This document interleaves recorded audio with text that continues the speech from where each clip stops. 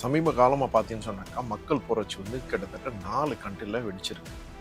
அதுல 2022ல ஸ்ரீலங்கால வெடிச்சு, அது பூதாகரமா போயி, அந்த பார்லிமெண்ட் எல்லா இதையும் அடிச்சு நொறுக்கி எல்லாம் தரைமட்டமா ஆனுச்சு.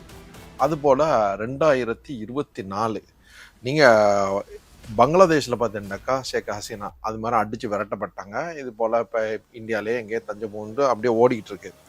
அப்புறம் 2025 இந்தோனேஷியால அது போல அடிச்சு நொறுக்கி ஒண்ணும் இல்லாம ஆயிடுச்சு. இப்ப கரண்ட்டா நேபாள்ல நடந்துகிட்டு இருக்கு. இதுக்கெல்லாம் என்ன காரணமா இருக்கும்? உங்களுடைய கருத்து சொல்லுங்க மறக்காம. இது மக்கள் புரட்சி ஏன் ஏற்பட்டுச்சு? ஏன் ஏற்பட்டுக்கிட்டு இருக்கு?